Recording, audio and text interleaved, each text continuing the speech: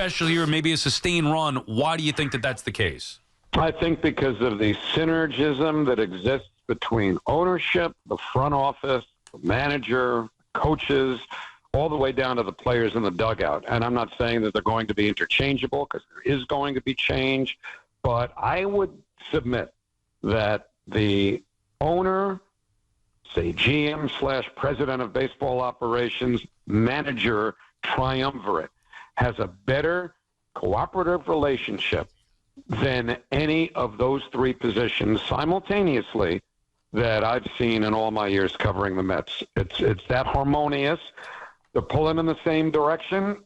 They're all extremely bright and good at what they do, and I would look at those three as the biggest reason why. Yeah, hard to disagree with that. You get the resources of Cohen. You got the brain power of Stearns. Cohen also learning in his short tenure here as owner. What do you think is the biggest thing that this team needs, Howie, to get over the hump? Well, I don't think it's any more complicated, really, than by just having better players, you know? I think they need to stretch out, as most teams seem to these days, their starting pitching. You know, ideally with a healthy Senga, they'd like to go with 6, but, you know, we're talking about a lot of age in that starting rotation as it concluded this season. I don't know that Severino, Quintana, and all three of them are going to be back, you know. I think that when you look at the entirety of the Mets starting rotation, I think Manaya's got a great chance to come back. Severino took the 1-year deal, and he's going to shop himself around. And Quintana may be in a situation where maybe they want to go younger. I don't know, but I think generally they need to be a little deeper and younger in the starting rotation. Yeah, I would agree with that, Howie, and that's where it gets interesting. I'm totally with you, and I think you laid out nicely and very well the synergy that exists between ownership, GM, manager. It's real. Now, the roster chemistry this year was also really real, but these things are fluid, kind of like the Knicks. We were talking a lot about the Knicks today here. You know, the Knicks had this certain energy last year, and with some new players, it's very different, although it could wind up in a better spot. It could be worse. So you mentioned some names. Pete's name's got to be mentioned as well. Iglesias. Do you roll with Marte and McNeil and Bader? Like, is it inconceivable that they've got 11 or 12 new players on the roster next season? Inconceivable? No, I don't think it's inconceivable at all. I'm not sure how likely it is, but I know that a lot of the guys who are free agents probably, in some of the cases you mentioned. Now, look, Starling Marte's not a free agent. He's got 1 more year on his contract. Whether or not he's here depends on whether they might find a deal for him that would fill a hole somewhere else, you know? Mm-hmm. But guys like Bader on a 1-year deal, Iglesias on a 1-year deal. Certainly Iglesias did enough to earn himself a major league contract for next year, and you would think that he would accept the kind of role that was envisioned for him this year, which is more of a utility role than what he wound up filling when Jeff McNeil got hurt. Because as great a story as Iglesias was, I'd like to think to these pedestrian eyes, he kind of wore down over the last month of the season and into the postseason. So, I don't see him as the everyday second baseman next year. Let's put it that way. Mm-hmm. But I would imagine they would bring him back. But as far as Alonso goes, that's the big question right now. I think what happened in the postseason with Pete probably improved his chances this is just my own evaluation of coming back to the Mets, to where maybe I'd make it a drop more than 50-50, whereas, say, going into September, I wouldn't have given much chance at all that Pete would be back. And the reason for that is, and I don't quite understand why, but all of the recent behavior has been to sort of devalue first basemen from what they were, even when Freddie Freeman and Matt Olson were signing. And Goldschmidt. And Goldschmidt. Yep. Yeah. And so, I look at Pete. He's 30 years old. Or he will be 30 years old by the time a new contract kicks in. And with all of the biomechanical and analytic metrics that are out there that can best inform what a player is going to look like in year 2, year 4, year 5, year 6 of a long-term deal, taking all of that into consideration, I don't know, even now, even with a good postseason, that the Mets have an appetite for a 6 or 7 year deal for that player. So I would guess that, and I could be way off here. I could be completely wrong. They could offer him a 7 year deal for big money, and that's that. But my hunch has always been that they were more likely to offer him a shorter term deal in the neighborhood of 3 years at big money, whatever that is. Give him a couple of opt-outs if he wants. But I would think organizationally they might favor that to the 6 or 7 year deal. I think now, you're whether right. Pete would sign that or not, I don't know. Do you think, Howie, that, because there's a lot there, but the way that they built this team this year and what they called a reset year, fans are like, okay, fine, 1 year deal here, 1 year deal there, short-term deals. But there's something to it, the way that Stearns built this team. Do you think that they're going to keep that this offseason, or because the payroll's way down and they have a lot more to spend, that it's going to be a different philosophy in how Stearns approaches this offseason versus last? It's a great question that I can only guess for an answer, but certainly won't have one until we get to spring training. But I think for all of Steve Cohen's money, he's not going to let it burn a hole in his pocket. He's too smart and he's too successful to simply say, I'm just going to give everybody blank checks, like Oprah gave away cars. It's nothing like that. Now, Juan Soto is a generational free agent because he's going to be 26 this weekend. If you sign him, you're signing a guy who's going to give you most of the prime of his career. Those are the guys you spend big on, in my opinion. And David Stearns has really not had that luxury before of being able to pursue a player like that. But keep one word in mind that Steve Cohen uttered often from the very beginning of his tenure as Mets owner, for his very first press conference: sustainability.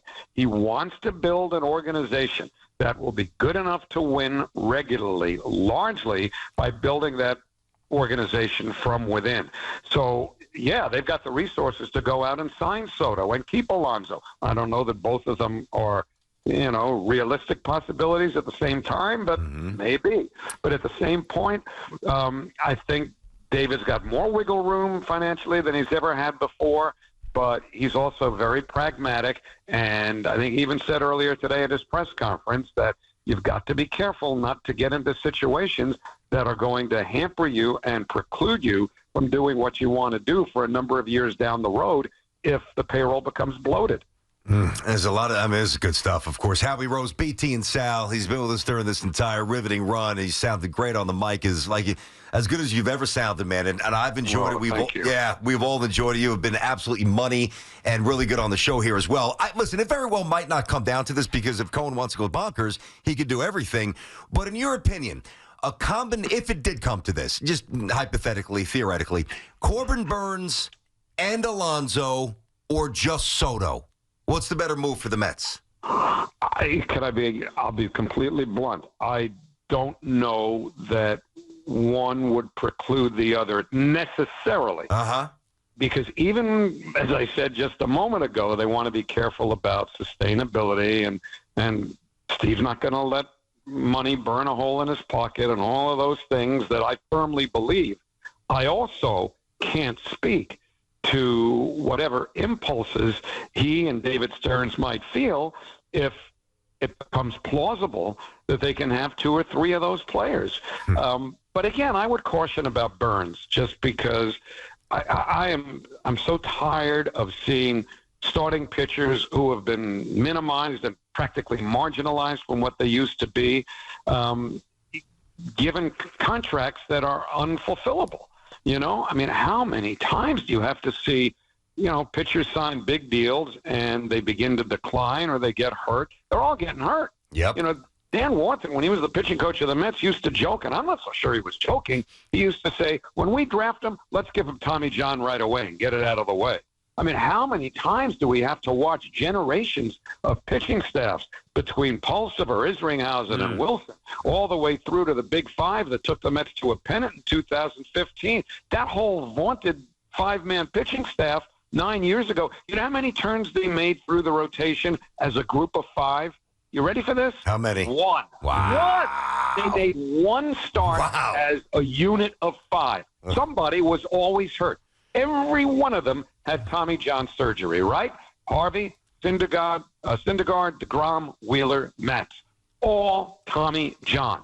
And so, when you take a pitcher who's accomplished, as Corbin Burns is, but what is he, 28, 29? He's 29, 30, somewhere in there? Well, what kind of contract makes realistic sense? Forget about the money, because the dollars don't even matter anymore. They're in such a stratosphere that we can't even interpret what they mean. It's, to me, about the length of the contract and what the dollars in conjunction with that mean in terms of your viability during the length of time that that player is signed for, and when he ultimately either declines or gets hurt, how much of an albatross that deal becomes. And most of them become albatrosses. I think the only one that didn't was Max Scherzer when he signed with Washington. And I'm probably leaving one or two out, but that's really ironically, the exception. Yeah, Garrett Cole's been pretty good for the Yankees this year aside. He missed some time. That one's, for the most part, rewarded them, but you're not wrong. Remember now, early in the year, they were afraid they weren't going to have Cole at all. No, I know. Trust me. And he's not even fully perfect, but about as close as it gets. You're not wrong. And the Mets, Scherzer with the Nationals was a great example. He was the best one to fill that contract or even exceed the expectations. But Scherzer, Verlander here, DeGrom, even DeGrom now in tech, and Howie, that's why I said there's something to the way the Mets built the team. I was always get the pitching. Well, they tried that, and it hasn't been sustainable. This year, they go out there and sign these guys to one-year deals, and it worked. So invest. And by the way, Cohen tried to invest big in the younger pitcher with Yamamoto, which makes me think that he is going to go all in for Soto. What that means, how much that is, but this is the guy. He's not. Oh, for Soto, yeah. Right. Absolutely, for Soto. Cohen's smart as well as rich. This is the type of investment you make. If there's somebody to go all in for and spend that money, Soto's the guy you do it for. I think the most intriguing question of all, and particularly if Juan Soto goes on to imagine if he has a great World Series, becomes World Series MVP. Forget the numbers, the stratosphere he'll be in. It's about who is going to give him those numbers. And can Hal Steinbrenner, and believe me, I know a lot of people who say Hal Steinbrenner is not going to match what Steve Cohen offers if Steve's offer is, just higher than Hal wants to go. I don't know anything about Hal Steinbrenner personally. I've never met him. I just have people who tell me what they think they know about him, and I take that under advisement. But that seems to be the narrative, right? That Steve's going to make the biggest offer, and Hal's probably not going to match it. But if you're Hal Steinbrenner and the Yankees, and frankly, whether Soto wins the World Series, becomes World Series MVP or not, how can you let him walk? You can't. There's no way. You cannot. That's unacceptable. Hey, by the way, Howie, I said this months ago. Me and Sal basically spent every day on this for a while. If they let him go, to me, they're no longer the Yankees, especially if he goes to the Mets. It'd be hilarious, wouldn't it? No. Well, yes, it would. It would be the greatest thing ever outside of the Mets actually winning a World Series. But, Howie, there's two perspectives. You're right. The Yankees can't let him go, but also this is why having Steve Cohen has been so valuable to the Mets organization. How do you feel about this, though? How do you feel about Soto going to the Mets and then Pete Alonso winds up with the Yankees? Listen. I respect Pete. I want no part of Pete. I want no part of him at this point. It would probably bother me a little bit as a Mets fan, but not Soto to me is a better player in the prime and all that stuff. But how we think about it, Mookie Betts when he was a free agent, or Machado or Harper, all these guys, Cohen wasn't the owner. This is the guy. Ohtani didn't want New York. Yamamoto didn't want New York. This is the guy. If he were playing anywhere but with the Yankees, we'd all be saying he's going to be a Met. That's what makes it so fascinating. He's the guy they need because you mentioned it. They need better players. Well, if Nimmo and Alonso aren't those guys to hit 3-4 on a championship team, who is? Juan Soto's got to be the answer. I'll say it again. When you get a free agent of his caliber at his age, where you're essentially getting you hope the prime of his career, because he'll play all of next season at age 26. That's the guy you spend what you need to get. And given that Steve is certainly capable of doing that, that's the guy that they are obviously, I think, going to target. And then it's a question of where the numbers go and would the Yankees go that far? I think that, for all of however comfortable and successful Soto's been in the Bronx, he has given, from people who know, every indication that he wants every last nickel on the table. Yep. And if that's going to be the case, then sit back and just watch how this thing plays out, because I think it's going to be fascinating. Because, will the Yankee fan base accept Soto leaving for whatever the extra amount of money is to go to the Mets after the season he's had and potentially might have in the next week and 10 days? This is going to be great. Yeah. It is. Got a little foreshadow with this guy. Boy, did you hear him perking up when he started talking about Soto to the Mets? Maybe. Hey, well, maybe you guys. This is all hypothetical. I understood, but we've hit this for months. Well, this is the last thing for me. Now, I just want to be very upfront about this, Howie. I don't have any dilemma with this because it's a very simple one for me. But there is there are questions around the station, around the city. You're a Mets fan right now. Do you pull for the Yankees to win because the Dodgers knocked you out? You're a long-term Mets fan. Who are you rooting for in this series? I don't know, and it's not a cop-out, because here's what I have found over the years, and maybe you guys have found this too, but this is just how it works for me. I don't feel as though I have a dog in the race, to be honest with you. Okay. I mean, in my dad's memory, who was a huge Yankee fan, yeah, I could probably make the case it would be nice, for them to win for my dad. Okay. But that's not really what I'm feeling sort of on a visceral level. Mm-hmm. I don't know what I'm feeling on a visceral level. It'll play out in front of me, and then I notice. I mean, this may sound crazy because there's no thought that goes into it at all. But I'll be watching the game, and if something happens, I'm going to have an internal reaction to that, either positive or negative for either team. I don't know which one, and I don't know which way, but I just find myself involuntarily starting to pull for one team or another without my having any idea going in which team that's going to be.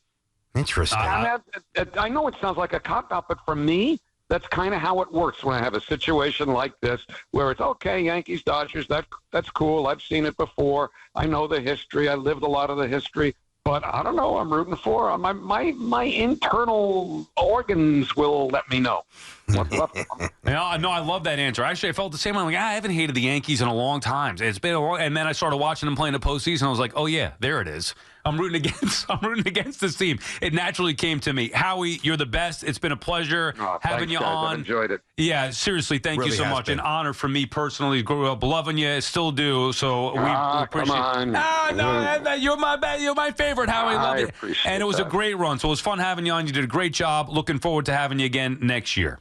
Thank you, guys. It's always my pleasure. Be well. Howie's appearance brought to you by Bigelow Tea. Grab a mug and tea proudly. We got a break, but that was great. And really, for me, I told you, I loved it. Like, as a kid in school, I was writing them